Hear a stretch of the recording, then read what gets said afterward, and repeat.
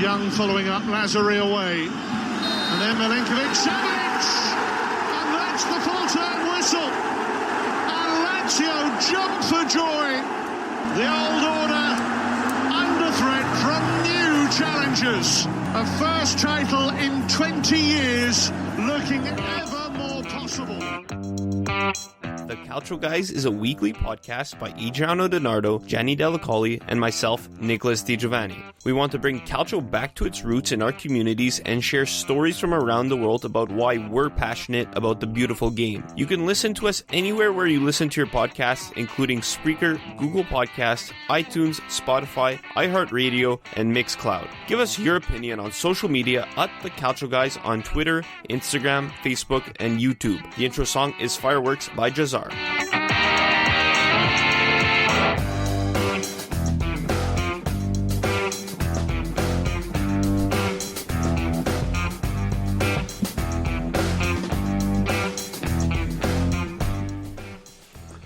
I absolutely love Steve Banyard, the one who made the call in the Lazio Inter game. He's the guy who always does the Sunday afternoon games. I know you didn't hear the clip, Adriano, but you know who I'm talking about. For sure. What a voice that guy's got. If you want, I'll play that. Play it again for me. That Lazio. I'll play a final call first that we had at the top of the show. Young following up, Laziale away, and then Milinkovic-Savic, and that's the full-time whistle. And Lazio jump for joy. The old order under threat from new challengers. A first title in 20 years, looking ever more possible. As we said last week, that was the game of the week, obviously, and it lived up to expectations. It didn't fail. It was actually a fantastic soccer game, just from start to finish. Obviously, Inter comes out with Young's goal, his first goal in the Serie A, yeah. His first Young in the Serie A. And then right before halftime. And you know what? I found that the wheels fell apart. I know we're going to jump right into this, by the way. This is the Calcio Guys with Adriano DiNardo. I'm Nicholas Di Giovanni. I just wanted to get that underway because it was a fantastic game. We are going to have Nando Musano join us later to talk about Lazio. There was a lot of options on Lazio Twitter to guys to talk to. There were. There's Nando. There's Jerry. SK Moore. Anybody on the Laziale? Adam or Matt Lewis. Matty Lewis, yeah, he's a Lazio fan as well. They're good guys on Lazio Twitter, and but they must have been happy. That second half, everything turned around for Lazio. Yeah, I mean, listen, Young, as you said, got his first Serie A goal right before the halftime whistle, and I thought, wow, that's a big goal for Inter, and a goal that came at for me personally, not a better time. And, after, in the second half, I don't know what happened, but obviously there was the, call it as you will, controversial, non-controversial penalty kick, or penalty drawn by De Vrij, out of all people. You gotta love it. Yeah, you gotta love it. I mean, out of all people. Immobile sold it. No question about that. But the fact that it was De Vrij, the way he was getting booed, wow! I've never heard a player get booed so loudly, or rather, just like whistled at. They do it differently in Italy. Yeah, it was an interesting sight to see. To say the least, you have 70,000 enemies. Yeah. In Rome. In one afternoon, or one night, sorry. I feel like that's happened before in history. Some guy walks into Rome, gets 70,000 people after him. For sure. 2,000 years ago in the ancient Rome. Yeah, where they did more than just whistling. Let's just put it that way. Yeah, well, at the Colosseum, they probably got torn apart. Yeah, which is, to say the least. At least De Vrij, he comes out of there, he's able to play next week. All limbs attached, yeah. We've evolved as a society. Thank the heavens. But, so call it as you will, controversial or not, penalty on Immobile there. He ends up scoring. Obviously, SMS Milinkovic-Savic stole the show in that second half, and obviously his goal was the winner to make it 2-1 for Lazio. Jumping Inter in the standings, a huge 3 points for the Biancocelesti, 1 point behind Juve as it stands, and I think. Yes, they didn't have maybe the best first half, but I still found they were in it. Obviously, like I said, Young's goal was key, and I thought it would maybe, put a chink in the armor Lazio, but they definitely came out to play in the second half, and it shows that they are for real and they're in that Scudetto challenge race, and I think it's going to go down to the wire. Before without getting too much into detail about Lazio, because we're going to talk about it more with Nando. For sure. On the other side, Inter obviously without Handanovic, it's been I think 3 games now, and Padelli came in. He won his first game, won last week, but still allowed 2 goals. Yeah, shaky. And then allowed 2 more goals today, and obviously his offense couldn't help him out like they did last week. And, the 2 goals he let in, okay, whatever. Apparently not his fault. But the second goal, the SMS goal, that's a save that Handanovic would have made. And, Inter this week, they tried out Emiliano Viviano. Yeah. And decided that Padelli was still going to be the better choice. Do you think Padelli's really their guy to go, that they're going to trust until Handanovic gets back? Or should they go back in that free agent goalie market? Listen, I think personally, Padelli, like you said, I personally think he's been shaky. Okay, they got the win against Milan in the derby, but the 2 goals that Milan scored, were probably savable balls that Handanovic would have got to. Same like over the weekend on that SMS goal. Yes, Milinkovic-Savic was masterful in the box, but a curling shot that I think, like you said, Handanovic would have got to. I saw the rumors with Viviano, and I was like, listen, is it 4 quarters for $1? I don't know, maybe you're getting a $1.25 instead, but with Viviano between the sticks. But I would have went maybe Viviano's route. Maybe they're sticking with Padelli's been in the system a while. He knows. He's a veteran guy. He knows the whole system and the Inter mentality and everything like that. But I just don't think it is enough. He's probably 5 to 7 years past his prime, or if not more. Back in his maybe Torino days where he was half decent. But I think it's a move that, especially with the Scudetto race as it is right now, a goalie like Padelli is not going to make that save, when it comes down to it. And, Inter has obviously, a lot of games to play, and so do all the other teams. But if they don't get, the basics right with, goalkeeping errors, I think it'll hurt them in the end. So the other Roman team, they also played a Nerazzurri team. They did. This time it was in Bergamo. And the winning goal was this. Gomez, so nearly into the path of Freuler. Now Gosens for Pasalic! With his first touch! It is a moment of genius! Just instinctive genius!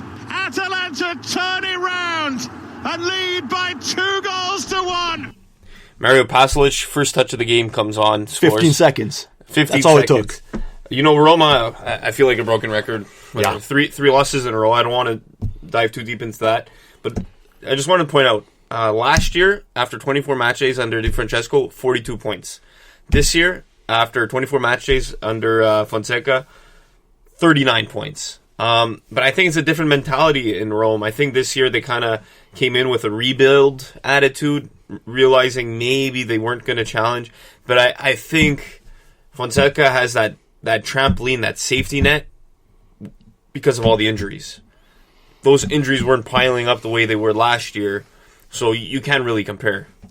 It's a tough comparison to make. Obviously, different manager, different mindset, different philosophy, different scheme, different everything, really. I personally think under Fonseca now, like you said, the rebuild, yes. I think, Fonseca first year in Serie A, as we mentioned time and time again, he has a certain way of playing calcio, and I think I personally thought the Roma as a team was buying into that system, which they have. They've shown good sparks of brilliance, I guess you can say, and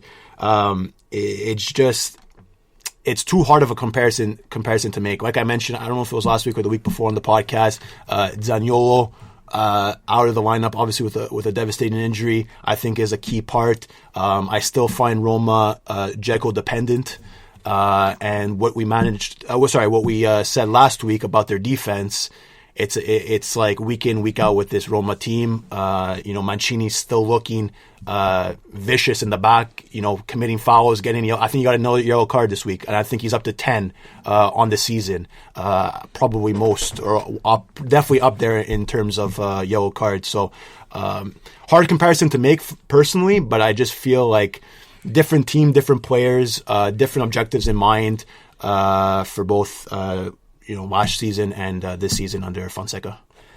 Atalanta, by the way, obviously they get the win. Huge win. Champions League, I believe it's tomorrow. They play in the Champions League tomorrow. Do they? You have to refresh my memory. It's on Wednesday. It's on Wednesday. In my head, I was looking forward to Wednesday at 3. Yeah. I thought it was tomorrow, and I was looking forward to it. Whatever. Champions League is back tomorrow. Atletico versus Liverpool, Dortmund, PSG. Okay, Atalanta. One thing I've kind of noticed from them this year, not to be negative, they've scored most goals in the league. They have a crazy offense, but their defense is still a bit shady. They only have 6 clean sheets all year, 5 from Golini, 1 from Sportiello. Going to this Champions League tie against Valencia, do you think that's something that's going to worry them? Personally, I still say no, because their team is built on offense. And, considering they've lost Mancini, they just lost Masiello as well. Obviously, Toloi, Palomino are still trustworthy defenders, not anything close to being, top in the league. But their team is built on offense, and they're going to die by that offense as well. So for me, I don't think it's worrying, but if their offense ever dries out, it could be trouble for Atalanta. I totally agree. I mean, I think their defense can be as good, as bad as people might want to call it, but their offense and their midfield totally outweighs that. So right now we're seeing an Atalanta team that's guns blazing, scoring all kinds of goals, making records. Everybody's contributing, from midfielders, from defenders through to attackers. Everybody's contributing. They play that 3 at the back, which in Europe sometimes can play a factor. Obviously, they have like their wing backs going up and forth too, but it's tough. I think I trust in their offense and in their mid to create lots of chances. It only took Pasalic 15 seconds for him to get on and score a goal. But Champions League is a different animal, different beast of a competition, and it will be tough. But I do think, like I've said time and time again with this Atalanta team in Champions League, they really have nothing to lose. If they made it this far, if anything, they've overachieved, and it could only help them grow and help them build for the future if, A, they stick with Gasperini, which I think they will, and I think he wants to, because he's mentioned that he wants to stick with this Atalanta team for many years to come. So, personally, I think there's nothing bad about their tie against Valencia, and if they pass going forward with this Atalanta team. So in Juve Brescia on the weekend. Brescia, they're fighting relegation. They're without their starting goalkeeper, Jesse Orinen. So Enrico Alfonso starts the game, the backup. About 20 minutes in, and he gets a knee to the head. And this guy's down and out. He doesn't even know what day of the week it is. And it took him some time to get up. You could tell he has a head injury, and you know how I feel about head injuries. How players got to stay in. You got to take the player's safety first, and he stayed in, and you could tell he was really out of it. He made a save, but then not even 5 minutes later, he took himself out. And third string goalkeeper Lorenzo Andrenacci came in. Third string came in. This guy probably wasn't even expecting to play this weekend. Comes in at the Juventus Stadium, and I was watching it, and this guy looked so nervous. His first touch was a goal kick that he gave straight to Cuadrado. Obviously, they lost 2-0. You saw the Dybala free kick. This guy stood still. But I mean, you're a third string goalie. You can't really blame him. No. I think Juve had 69% possession. Nice. And obviously for Brescia, they got all these problems, and then suddenly they have to play with their third string goalie against Juventus. Yeah, it's tough. Personally, I'm not going to blame the kid. like you said, was he expected to play? Absolutely not. Was he ever expected to play? Whoever knows. But it's tough. Your first outing is not only against, obviously, in the Serie A, and it's against a good Serie A opposition, but it's against, Juventus, the former champions. It was his first. It was Serie A debut. Serie A debut. There you go, against Juventus. So, listen, obviously nerves is going to kick in. No matter if it's making a save, a goal kick, whatever the case may be. I don't blame the kid. Too much. I see here. What is he? 25 years old. So honestly, I would have given him 35. He looked so much older. I didn't see what he looked like, to be honest with you. But let me pull up the picture. Oh yeah, okay. Yeah, he looks like a grizzled vet. Yeah. But no, I mean, listen, Serie A debut, which congrats to him. But it's tough coming in there with a side like Brescia that, again, week in, week out, we've been saying on this podcast, has been shaky and trying to stay up from the relegation spots and not producing much. But it's tough because it's debut against Juventus, and 9 times out of 10 I would think that wouldn't go too well. Yeah, I thought it was going to be another Turati situation. Sassuolo, that was a big performance by him. You see what happened in Parma? Remember the whole Gervinho transfer saga? Yeah, he was. I thought he was almost out the door, which surprised me, to be honest with you, in January. Yeah, he was ready to go to Qatar, stopped going to training, pretty much said his goodbyes to the team, and then FIFA came in and said, no, you have to stay in Italy. There's something about the transfer. I don't know the details. Yeah. So he has to go excuse himself to the fans, and then he does this against the rivals. The ball inside, and Gervinho at the far post. Welcome back from the Ivorian. He gets on the score sheet to give Parma the lead.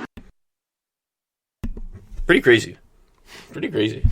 Imagine. You think you're out the door, and now you're scoring the winning goal. Yeah, just the mentality to have. Like, if I was Roberto De Versa, I wouldn't even put him in the lineup anymore, to be honest, because you're dealing with a player who obviously didn't want to be there. I mean, I don't know the whole situation. Maybe he was just looking for greener pastures in Qatar, and which he definitely would have found. I can't blame him, but if a player was that close to leaving, how do you know he's going to perform well for your team? Obviously, we see that Gervinho is a professional, and whatever team he's suiting up for, he's going to go out and score, and we saw that, and he's an exciting player. That frankly, this season he hasn't done well enough. He did much better last year. Yeah. Remember that run he made against Udinese? Unbelievable. I would love to see Gervinho turn back the clock, even to his Roma days. Yeah, you know what? It would be nice for all Serie A fans, to be honest with you. Gervinho has kind of been that name that's kind of stuck around Serie A for these past little while, and past couple of seasons, and I totally agree. Last season was definitely a big year for him. Coming into this season, probably fans would have thought he would do the same. Unfortunately, fell off a bit. But yeah, I think the poise, the professionalism, just the veteran player that Gervinho is. He was able to put all the crap aside and finally actually focus for the game and score a big goal, because Parma is in the mix in their Europa League battle and the Europa League race. So I think that was an important goal, and it proves a lot and shows a lot of his character going forward. So we got a couple of minutes before we're gonna have Nando join us. I'm gonna get one more thing in before we do our MVP and the cards. Napoli, big news. Big win. Big win. Obviously, Mertens' goal away from tying Maradona for the all-time record at 121. Yeah. Great goal, too. Hamshake, not Maradona. Hey. Maradona's at 115. Hamshake. Yeah, he's at 121. Yeah, you just think Napoli and goal-scoring record, you assume Maradona. But I think the news came earlier in the week when Gattuso left Alan out of the squad because he didn't work hard enough in training. But I mean, if there's one coach who's going to leave a player out for lack of hard work, it's it's Gennaro Gattuso. Absolutely, 100%. I think, as we've probably said many times, you look up Grinta in the dictionary, Gattuso's face pops up. Surprising that, Alan, out of all players, not, willing to spit blood for the club. I think it was his quote. He's been there a long time in Naples, and he's kind of been that workhorse and, in the midfield that, has, I think, performed pretty well or relatively well these past years. And it's tough to see that. Is he on his way out potentially? That has been in the news as of late and of this season. So it's going to be, I think, a waiting game with Alan, if he's going to stay, if he's going to go, if he's going to play, or if he's going to sit. Also, I think is another thing to look at. It's unfortunate, but at the same time, if Napoli's ready to move on from Alan, then I think now is the time. They obviously brought in some good players in Demme and Lobotka that have been producing relatively well for them.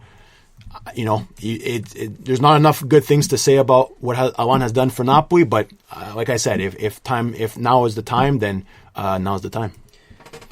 You saw Genoa. Genoa. We speak to Fabrizio next week. They win 3-0. We have to have them on every week, or else Genoa's going to definitely survive from relegation. Both them and Lecce picked up points, further extending the fight for salvation, for relegation. Okay, let's do MVP. I know who I'm going to give my MVP to. Okay, go for it then. I'm going to go to Giorgio Chiellini for his return. Obviously, I usually go MVP for on-field performances, and I wrote, who did I write down? Or SMS. You know what? I'm going to change it. Let's go SMS MVP, unless you want to give it to him. No, go for it. I'm going to do SMS MVP, and then honorable mention to Chiellini for off-field performances. Yeah. Obviously I have SMS. He was what a monster in the game against Inter. I think his price tag went up about 50 million euros. Yeah, Tati was definitely looking at that. What a game. Obviously he scored the goal. He was all over the place. He did a little fancy dance around Barella and Eriksen. Hey, went on a Sunday stroll, and he went back to his old form from 17-18. But Chiellini, coming back from a 6 months ACL injury in 6 months. He got hurt after the first game in late August. And you know what? 35 years old. That's not easy to do. To come back from any injury at 35 years old is not easy to do. And, I think it was Sadi that said he got up with about 10 or 15 minutes left and said, "Hey, coach, I want to play. I want to go into the game and play." And he did exactly that. So I got to give credit to Giorgio Chiellini, and obviously, hopefully for Juve, they've been dealing with a lot of injuries on the back line. He could be, stable and play. I wouldn't say every game, but play regularly now. The captain's armbands being handed over here by Leonardo Bonucci, and what a welcome return this is for Giorgio Chiellini. You? Yeah, so for me, I'm going to go, since you did, one actual MVP and one honorable mention. I'll probably do the same, actually. Okay. Both from the same team for me. Chiesa and Vlahovic for me. Chiesa finally getting on the score sheet. I think he scored, twice over the weekend. I think he had another goal in last week, if not the weekend before. Finally, I think, coming out of his own and producing. This Fiorentina team needs that, especially when their offense isn't clicking. I think Chiesa has to be that guy because, they've stuck with him, through good times, bad. Now with this a little bit of rebuild, I think, it's important that he plays well. And, getting two nice goals, one off the penalty and, one as he was falling down, which he still rifled it, which baffled me. But listen, I think he's important to this team. And, there's not enough good things to say about Chiesa. Vlahovic, on the other hand, for me, another young kid who is now, getting some opportunity to play with this Fiorentina side. I think he has 6 goals to his name this season, and I think he's amongst in the top 5 leagues born in 2000. I think he's amongst like 5 or 6 guys, in that list. So I think it's big for him. Obviously, he scored on the penalty again this week. But 2 young kids on a team that has a lot of young guys. Hopefully, they can lead them, to a good end of the season. But for me, definitely this week, MVP and honorable mention, Chiesa and Vlahovic. Chiesa goes alone. What a goal from Chiesa into the top corner, and it's his second of the afternoon as well. So, yellow card. I'm going to give my yellow card. I'm going to stay in Sampdoria. So, in the 19th minute, Nicola Muru got a yellow card. 39th minute, gets a second yellow. Oh, yes. 35th minute, Milan Balde gets a yellow card. 44th minute, gets a second yellow. Don't these guys know they have to be careful a bit? Crazy how many red cards we've seen. How short is your memory? You got to be careful with those tackles. It's nuts. They're going to get an extra yellow on top of their 2 yellows that they already got. And I think it's funny how Fiorentina had a man advantage for only 5 minutes on top of that, because Muro 39th minute and then Bidet 44th minute. So those 2 guys get a yellow for getting their second yellows way too quickly. It's a late challenge, surely maybe the first yellow of the match. Yeah, so for me, I'm gonna stick with the dangerous play. I'm gonna go back to that Genoa game, Bologna-Genoa. I believe it was Schutten. I don't even know this guy's first name, but the guy who put a tackle on Berami. Oh yeah! Oh my God! First it was given a yellow. They luckily went to VAR. Rightfully so, changed it to a red. He had studs up, dangerous tackle on Berami's leg, and you saw the impact. Listen, Berami is a tough character, and he can take those shots, but that is a dangerous tackle in Calcio. I don't care, who you are, what it is, what the situation is. Studs up like that, especially when you connect clean, like Schutten did. I think, oh, yeah. I think that can cause serious injury. Luckily, it didn't, but I think for me, definitely merits another red card on top of his justified red card in the Bologna-Genoa game. Going to go to the pocket and get out the red. It's a red card. And so for my red card, I don't know if you saw this on Twitter, Adreano, but Antonio Candreva made a fantastic no-look pass yesterday. Guy, he fooled the whole crowd. Did you see that? Fantastic. Mamma mia. I couldn't believe it. He looked one way, made a pass the other way. I was watching on my couch, and my head got spun around 360. So did Conte's wig. Yeah. I couldn't believe it. And then I go on Twitter. You know what I see on Twitter, Adriano? I see people hating on that. Of course. Absolutely calling it a joke. Are you kidding me? Can you make that pass the way he did? He fooled everybody. Looking one way, passing the other way. There were guys in the Curva who had to go home because they got so dizzy. Oh, they were confused. I spoke to my friend Giuseppe in Rome. He told me that guys had to go home. Yeah, Nando told me too. A couple of guys were a bit confused. And then there was people hating on that. Unbelievable. Bunch of losers on Twitter. Unbelievable. Huge red card. Unbelievable. Could be a red card. The red card is out. And it's no surprise. Absolutely is against the rules. Absolutely against the rules. He is right, that commentator. Absolutely against the rules. Go on. You wanted to say something? You gave your cards. No, yellow. That's what I was thinking. I still have my yellow. You went straight to red. I went straight to my red because it was on the top of my mind. What it should have been on top of my mind was my yellow. I'm going to give a small yellow card. Obviously, the Milan game was this afternoon. They got the win 1-0 against Torino. Should have been more. And I think I'm going to give a yellow card just to the missed opportunities that, they need to capitalize on, because against a better team, which we've seen before, it's going to come back and haunt them and bite them in the ass. So for me, yellow card goes to a bit of all the offense. Besides Rebic, because he was fantastic once again, but Ibra missing a couple, Castillejo missing, Paquetá getting a chance, not converting as well. So for me, a little bit of the missed opportunities for Milan in the offensive zone, definitely going to merit a bit of a yellow card for me this week. And he now sees a flash of yellow before his eyes. My God, you guys win and you're complaining about the offense. What are you, Juve fans now? No, I'm just pointing out the obvious. And you know what? A win, draw, lose with this Milan team. Milan fans are critical, and you know they love to get behind their team. So I'm just doing just the same. Coming up, Nando Musano and Can't wait. And Lazio talk here on the Calcio Guys.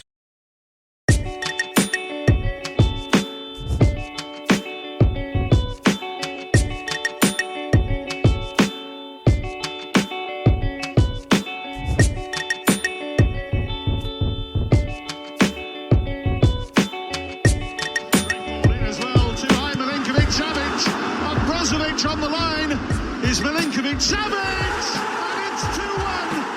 They have turned it around. As we mentioned before, we had Nando Musano join us. So you just heard the Milinkovic-Savic goal. Nando, how's it going? I'm fantastic, living a dream. A dream I haven't lived since I was 13 when we last won Scudetto in the year 2000. Look at this guy. We have him on video, and this guy's smiling ear to ear. This guy's ecstatic. The biggest Lazio fan you'll probably see.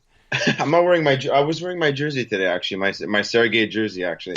And okay. Nobody sees this. It's okay. And I went to Cafe Olimpico on the Old Port, and one of the I think his name was John. He was a Laziale too, and he noticed my jersey. Respect. If he listens to your podcast, I was the guy that you served today at the Olimpico. I think around 3:00, and I was wearing the. we gotta get him a word on this podcast. Shout out. So, what did you think about the game? What did I think about the game? Well, I mean, it was very very slow paced at first. You can tell both coaches had a game plan. And Conte being Conte, you can tell it's a very rigid style that he tries to break down the opponents. But I think Inzaghi outcoached him this time. He really unleashed. He really took advantage of our mid. Our mids are our biggest strength, and I think even Cataldi said that earlier in the week. He said we have the best mid in Italy collectively, and maybe I'm biased, but I really don't think any other team has Milinkovic-Savic, Luis Lamberto, and Lucas Leiva to an extent. So I think we won the midfield battle, and I don't know. It was just even 1-0 down. I felt like we were going to come back and take this game. It was just a matter of time before we scored or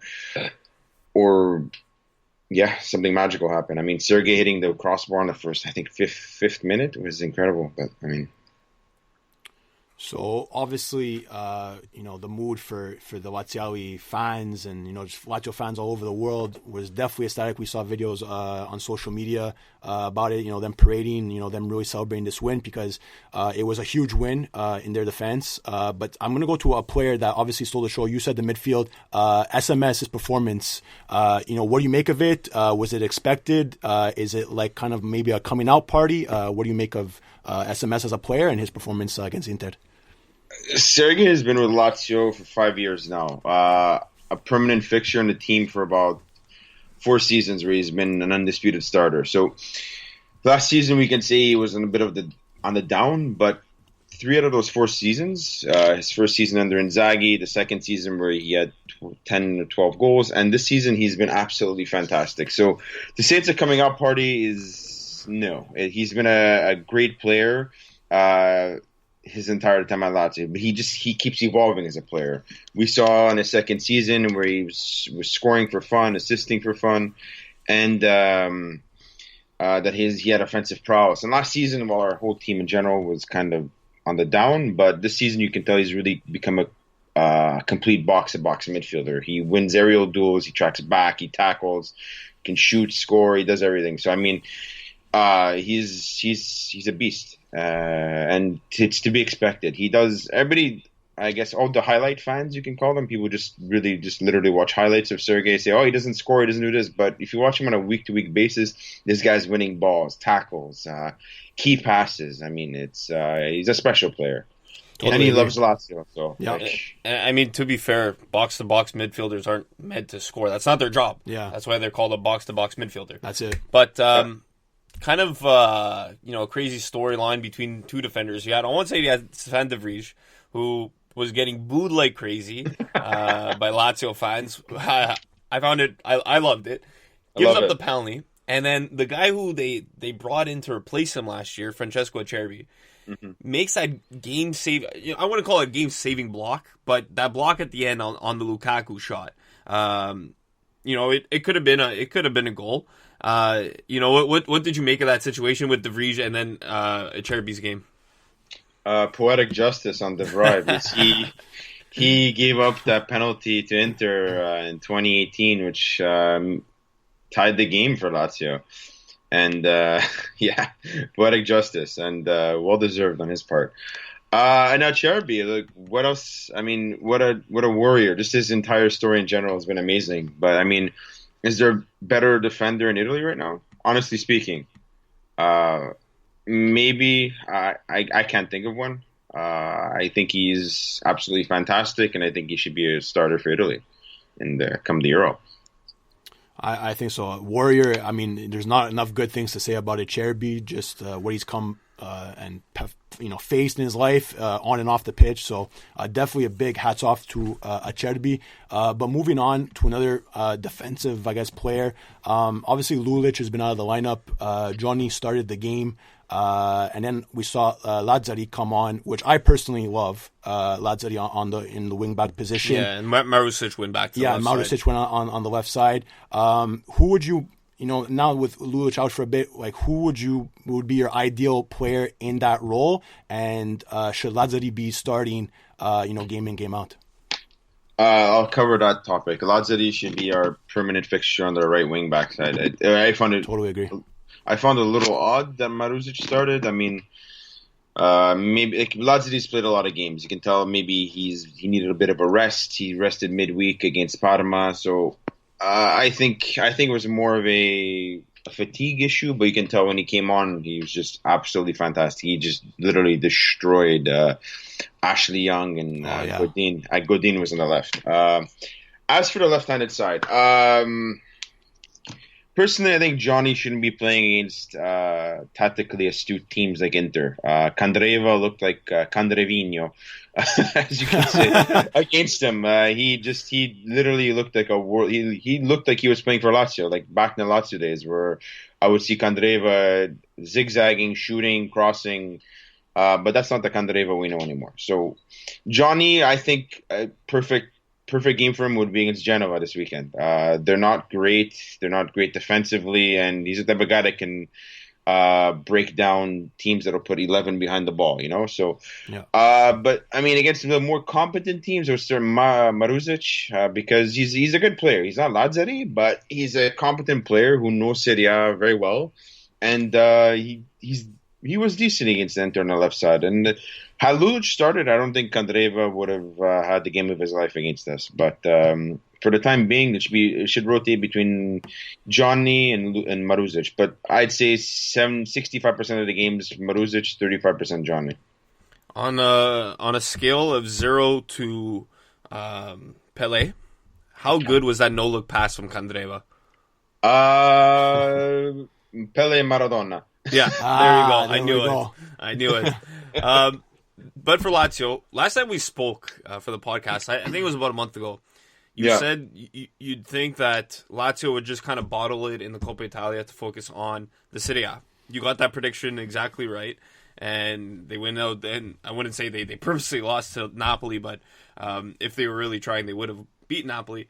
But now with only one competition, how much do you think that plays into their hands, considering Inter's in the Europa League and Coppa Italia, and then Juve's in the Champions League, which is obviously their main focus, and the Coppa Italia as well? Just to go back on your point, we did bottle it in Coppa Italia, but in their defense, they did hit like 2 posts and that 2 posts disallowed. But it's fine. It's a blessing in disguise. I'll take it.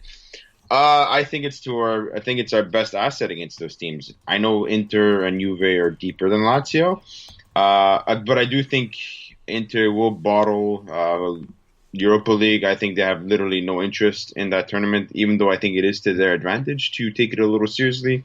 They'll rack up some coefficient points, know how it's like to go deeper in the competition, and and Juve. I think they'll focus on the Champions League. It's their obsession. but I don't know how far they'll get. They'll probably beat Lyon, who aren't doing very good in the French league. But the further they get, the better the advantage for us. So, Nando, moving on, we got some social media questions because we're so popular on social media. Really? Yeah. So we're gonna. Chandy? Yeah. You know what? I was gonna start with it, but I didn't even understand what the hell he was trying to say. Yeah, I don't understand this question. Like his question's a bit, all over the place. So I'm gonna go to another question. We can probably circle back to Johnny's question in a bit. But we got a question here from a Roma fan, but he posed, I guess, a good question. How would Lazio cope with an injury to Immobile or Alberto? If any of their attackers kind of went down, particularly Immobile, because he's had obviously the season of his life. If he goes down, is that worrisome for Lazio in the attacking aspect of the game? I think we're done. He's our best player through and Fair through. enough. I mean, yes, Alberto and Savic are amazing, but listen, he's on pace to smash Higuain's record, and this guy's literally all over the place. He's winning balls in the defensive zone, hustling, running back and forth. He should honestly be our captain. I love Lulic, but I think without long-term injury to Immobile, we got to hope for the best and hope for fourth spot. With Immobile in the lineup, crossing my fingers, I think we can compete for the Scudetto. Same thing with Luis Alberto and Savic. One of them goes down. It won't be fun. But like I said, if it's an injury for like a week or two, we can cope. It depends on the opposition we play. If we're playing like a Brescia or I can't say Cagliari, they're doing good this year, or Spal, we'll be fine. But yeah, we're quote unquote effed if we lose one of them. Fair enough. Okay, I'm going to tackle Johnny's questions, or rather, this question. Please. So, and one comment, he says, "I miss you guys and tell Nando he's awesome." And then he says, "Okay, I don't understand this," but he says, "If Lazio win the Scudetto, do they start making a serious CL Champions League push? I guess that means are they contenders for Champions League or I don't know. Forward, you know what? I don't know. I'm going to call him. I'm going to call him right now. Live on the podcast. Please call him. Live and ask him what he meant. Johnny, you're amazing too. But before we get to that, you know what? I'll wait. It's ringing. I'll even put it on speaker. Let's see if we catch him live on the podcast. Or is he busy with his 17 jobs? Johnny's got to do like Lazio, and instead of going for 3 competitions, instead of working 3 jobs, he's just got to focus on one. Yeah. Ozzy picks up. Yeah, he does. I could call him too, maybe. Maybe. Oh. You should. I'm not leaving a message, Johnny. Okay, but I think what he means is if they win Scudetto, are they Champions League contenders? Absolutely not. But the best we can hope for is they sign a few young players or established players that'll help them solidify kind of like an Atalanta role, basically competing for the top 3 again or top 4 so they can consistently get those revenues and build upon their success. I mean, we're definitely not Champions League contenders. Porto 2004 won't happen again, and neither will Liverpool 2005. All the very good teams, but I could say against the grain, but all due respect to Liverpool in 2020, probably the best team in the world, but 2005 was a lot different. But for Lazio, we're like maybe a group second in the group, depending how good we get. And again, the strength of our last 16 quarterfinals would be like a dream. Well, you know what? Klopp said he wants Lazio to win the Scudetto. So he used to coach Immobile, and then Lucas Leiva came from Liverpool. From Liverpool, so hey. And Luis Alberto, believe it or not. Yeah, but that was pre-Klopp era. Possibly, yes. I think it was Brendan Rodgers. Yeah. That's, probably, most probably. Quickly, Nando, moving on. We got another interesting question, to say the least, over here from 24/7 Italia Football on Instagram. So obviously, this weekend, Lazio got another penalty. Some people on Twitter like to say that they're full of penalties and they get all kinds of penalties. What do you make of those comments, on how many penalties they're getting, on whether the officials are being consistent with the calls, and just, I guess, you being a hardcore Lazio fan, do you find it right? Do you not find it right? What's your whole take on all this penalty saga? Okay, well, for one, I've thought about this before. I'm like, what this conundrum of penalty shots? Yes, okay. Yeah.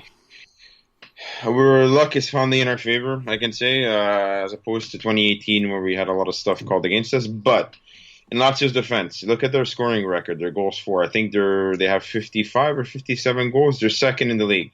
We have the best goal differential. So an attacking team will always be in the opposition team's box. So I mean, when stuff happen, when you spend a lot of your time in the box, fouls happen, handballs happen. So speaking logically, yes, we're gonna get some penalty shots called for us. So I mean, I think we tied the record for most penalty shots in Serie A. But I mean, the league has gotten a lot more attacking over the last few years. So I mean, fishy, I don't think so. But I mean, like I said, look at our record. We score a lot, we attack a lot. So yeah, I like that point. Yeah, you know what?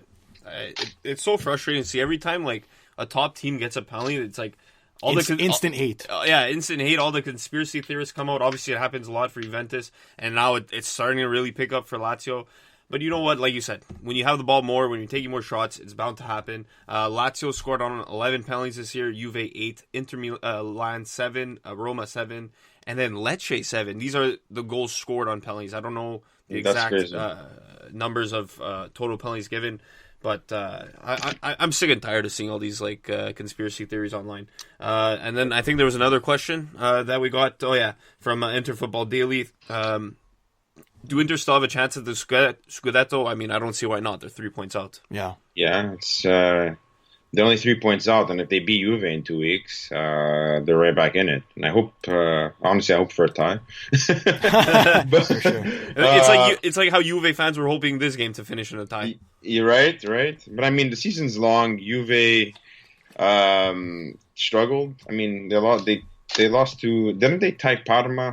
They lost to Parma, I think, and they lost to Verona just recently. So they lost to Verona, they tied Sassuolo, they tied Fiorentina at the beginning of the season, they lost to Napoli. Parma, I think they won. Yeah, but they're struggling. Teams aren't afraid to attack Juve anymore. Yeah, they won 2-1. They're not afraid. It's that midfield that's like it's like terrible. Whenever you go through the Juve midfield, it's like a hot knife through butter. It just melts. Like I don't know. It's like. I saw something on Twitter. I think it was Klopp who said Juve should be 10 points up with the talent they have. You know, and he was surprised that the Scudetto race was so close between the three teams. Suddenly because the Premier League has there's no more race, everyone else has to have a 10-point lead on top. Before it used to be, when you had a 10-point lead on top, it's not like the Premier League when it's a fight to the death. That's just my hate for the Premier League.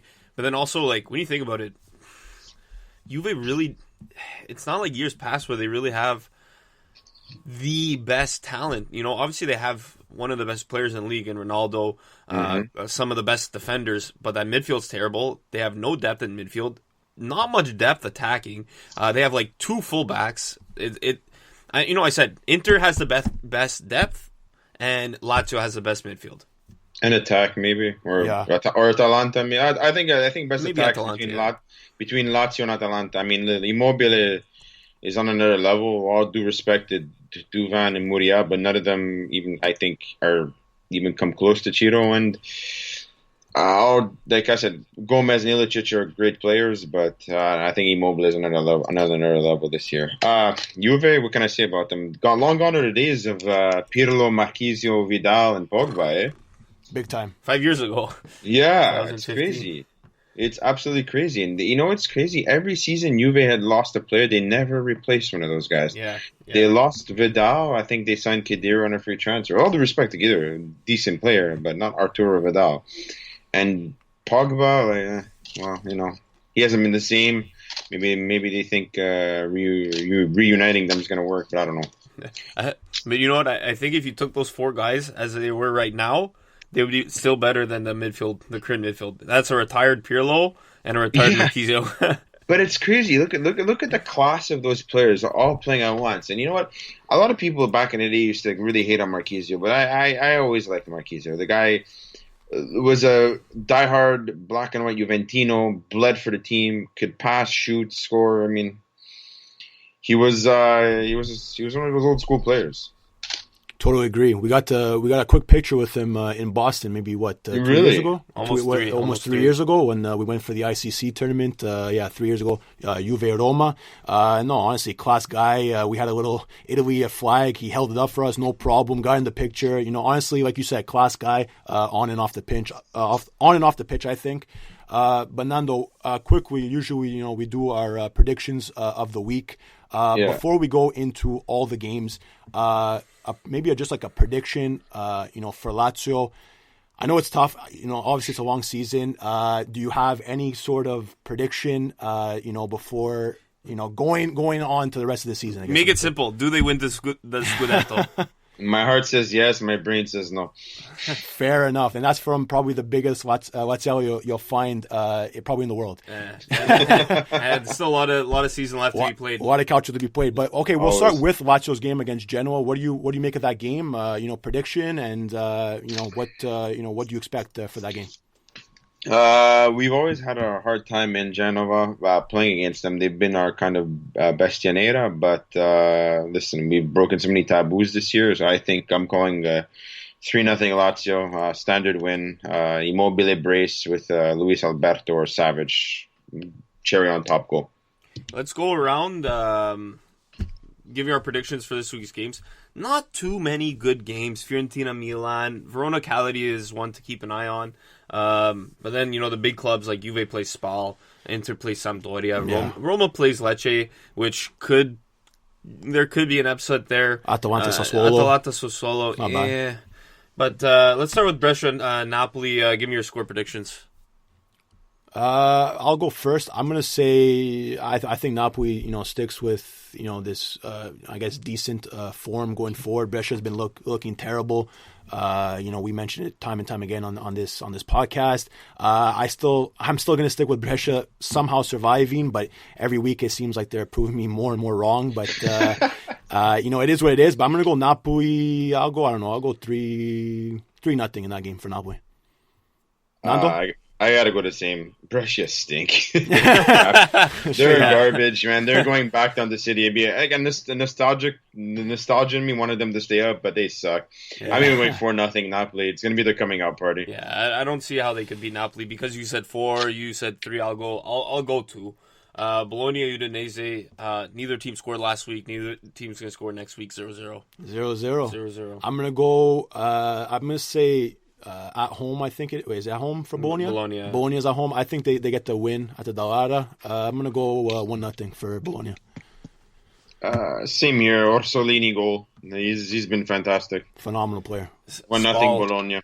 Yeah, Spal hosts Juventus. This was actually a match that Juve lost last year.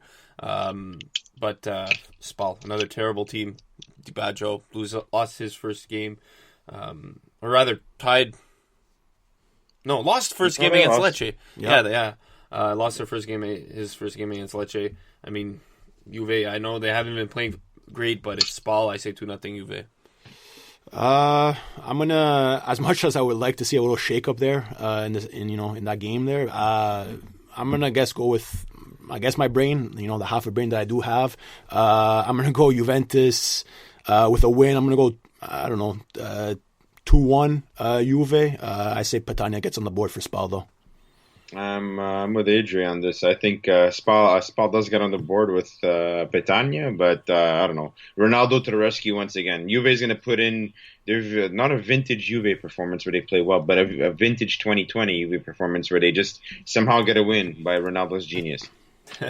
Fiorentina hosts Milan, Adriano's two favorite teams. It's in Fiorentina. But Milan's been good. Fiorentina is, they won 5-1, but against Sampdoria, I'm gonna go 2-1 Milan.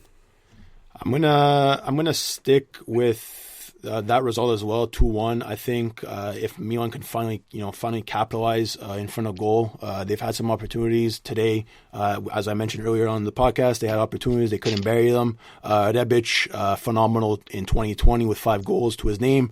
I think he probably gets on the board again. I'm going to go 2-1 also. In Firenze, it's tough, but I think they could come out with the 3 points. Didn't Fiorentina's win 5-1 against Sampdoria? I know Sampdoria suck, but So much for old Romanista Ranieri being such a defensive mastermind. That's it. I think I don't know. Milan, they've been winning, but they've still been kind of like limping to these wins. I mean, Yeah. I go with a nice 2-2 tie. Genoa Lazio, you said 3-0 Lazio. I don't see Genoa winning this. Let's go 4-1 Lazio. I was going to say the same thing, but I'll go 3-1 Lazio, and I agree with Nando with the Immobile brace. And then Cagliari host Verona. This actually, I think it's a much more important game for Cagliari because they're in 11th with 32 points. Verona is in 6th with 35. So if Cagliari could pull off a win here, they really... They haven't won one in a decade, this team, Christ. They haven't won in... literally. They haven't won in 2020. They haven't won since last decade. It's crazy. But Since we beat them, they haven't won anything. Since Caicedo's last minute goal. I think it's 9. 9? I think it's 9. It might be even more. Who knows? But yeah, they suck. They're not winning. Verona's winning. I say 2-0. I think the Maran madness, Maran mania, whatever you want to call it, is kind of running dry. We've said it, in past weeks. I think the mentality of Cagliari kind of came back down to ground. I think they were a bit overachieving to start off the season. They're coming back, down to ground. Verona, yeah, they look good. Obviously, big result against Juve last week or whatever. So I'm gonna say, I don't know. I'm gonna say it's in Verona. I'm gonna say 2-1 Verona in that game. I'm gonna be a hipster on this because I really don't think Verona's attack is good at all. Look at their defensively, they're amazing. Yeah. Their attack, I just think of like creative players in FIFA. I like Cagliari's team. I like Nyangolan. I think he's a great player, even though he's an ex-Roma guy. Nandez is good. Cholito is fantastic up front. He could be fantastic. I think Cagliari break their duck for 2020, and they squeeze a 1-0 win. By the way, I said it's in Cagliari. It's actually in Verona. Yeah. Atalanta hosts Sassuolo. This was a fixture last year when these two teams played each other. Atalanta hosting Sassuolo, it was at the Mappe Stadium. Because that was when Atalanta was renovating their stadium. So it was a funny fixture, and Atalanta absolutely destroyed them. I think they put up 5, and I think they're going to put up 5 again, 5-0. Wow, 5-0. That's bold, but I mean, listen, Atalanta's offense, week in, week out, we say it. It's second to none. Do they put 5? Possibly against a Sassuolo team that I think has, kind of, done a bit better than, as of late. Obviously, Boga is coming out party. Berardi doing, Berardi things. But I think Atalanta does get the win, and I'm gonna go. I'll go 3-1 in that game for Atalanta. Do Atalanta have Champions League the week after? No, they play Wednesday this week. They play Wednesday against Valencia. Okay, depending on how our match goes, Valencia's a tough team. Yeah. If Atalanta lose or get spanked, you're going to put all the what's his name? Gasperini has been saying we're thinking about this game. So it depends how mentally tired they are or physically tired. That all depend. But what's it called? Sassuolo did beat Roma a few weeks ago. I know that's becoming a trend for teams now. Yeah. I don't know. I think Atalanta are gonna have a bit of a CL hangover, so I'm gonna go with a tie, 2-2. So by the way, in the last 3 games between these two teams, Atalanta has outscored them 13-4. Interesting stat. Very, very Atalanta thing to do. Torino hosts Parma. They haven't won in a while either. Parma 1-0. I'm gonna say. I guess I'll go against the grain this time. I'm going to go with a draw in this game. Torino Parma. I'll go 1-1. Torino suck. I just saw them today against Milan. They are awful. Like that team needs to be. If they don't start winning, they might look at relegation zone. They should fold. I think Parma 3-0, 2-3-0. It's going to be Kulusevski is going to have fun. They look like they don't care. And then your favorite team, Roma hosts Lecce. Give me your score prediction. Maybe the ex-Lazio player Liverani, who is also a Romanista, is going to do us a solid. I don't know. Lecce look good, and Roma aren't in good form. Yeah. I don't know. I feel like it's one of those games where Dzeko's going to get like a 97th minute goal and just win it for them. But you know what? I'll go with Lecce 2-1. I agree. I think I mentioned it before. Roma's so, especially attacking wise. There's with Zaniolo out, they've been and they have been, over these past years, so Dzeko dependent. If he doesn't score, they don't score. So for me, I think if Lecce can play their game that they've been playing, these past couple of weeks, I think they can go to Rome and they can make a big impact. I agree with Nando. I'm going to go with the win for Lecce. I'm going to go 3-2 in that game. I'm going to go with a high scoring game, Lecce 4-2. And then Inter Milan hosts Sampdoria in the Sunday afternoon game. We just went from Lazio Inter on the Sunday afternoon to Inter Sampdoria Sunday afternoon. That's it. We get deprived of a good game. then the next Sunday is Juve Inter. I mean, Sampdoria is terrible. 4-0 Inter. I'm gonna stick with big result for Inter. Coming back from this loss to Lazio, I think they come.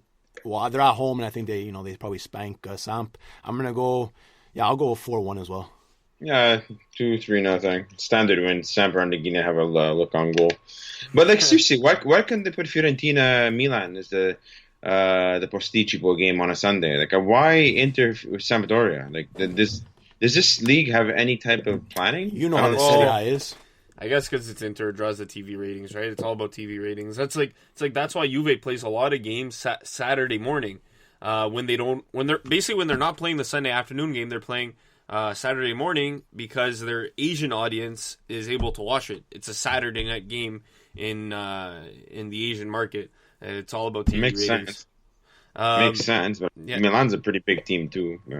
Yeah. Well, especially with the Asian market, that's why a 2:45 game, especially with Ibra back too. He was talking about Milan. I'm thinking Inter, right? Yeah. But I mean, both Milan teams are Asian owned. True. But 2:45. See, they both play 2:45 this week, and I mean, for Asian markets, that's 2:45 here would be early morning the next day, because I think it's over 12 hours depending where in Asia. I'm not good with my geography. I don't know. You're not good with time zones. That's it.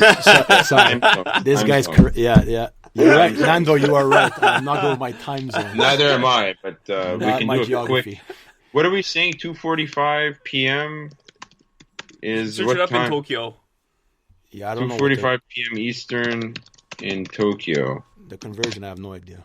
The conversion rate. So, quick Google search. Once my prehistoric internet, it would be 4:45 a.m. in Tokyo. Hey, that's late. Yeah. That's late. So let's see, 9 Wake up, a.m. have 9 a.m. 9 a.m. would be 11 p.m. 14-hour time difference, which still isn't too bad, right? It would be 1 second. These people are gonna get up. Yeah, 11 p.m. But that's These great, people will though. get up. They'll watch. Don't worry. Yeah. But Anyways, imagine that. That would be sick. Watching a game at 10 p.m., 11 p.m. at night. Yeah, honestly, it would. I have a couple of beers, watch a game. Man, it's a different vibe, man. It's like when we went to Italy to catch those night games or that night game. It's so late. It was for us. It was like for our first experience. It was interesting to be in that environment at that time. Love it. No, it's honestly amazing. Anyways, that will do it for us. Thanks so much, Nando, for joining us. We really appreciate it, Nando. So Anytime. informative. Always fun to have you on. I think you've become our designated Lazio guy. Yeah, guaranteed. You might have slightly beat out Jerry, but we don't know. We might have to have Jerry back soon. Yeah, you've been. It's time number 3 for you. Jerry's been on 1, so yeah. So maybe we gotta ask Jerry. Hey, if Lazio win the Scudetto, you guys we're both having you on. Maybe SK Moore, Matt Lewis, every Laziale Twitter, just a massive Lazio podcast. You guys are gonna repeat the same thing. I wouldn't care. It's gonna be fun. We all follow each other. It's amazing. I love it. It might get our ratings up, maybe. I don't know. But that'll do it for us this week. Obviously, guys, follow us on all our social media platforms at the Calcio Guys on Instagram, Twitter, and Facebook. Catch this amazing podcast on all your favorite podcasting platforms: Spreaker, iTunes, Google Podcast, iHeart Radio, Mixcloud, all the good ones. And we'll be back next week. Thanks, Nando. Ciao. Ciao, guys. Ciao.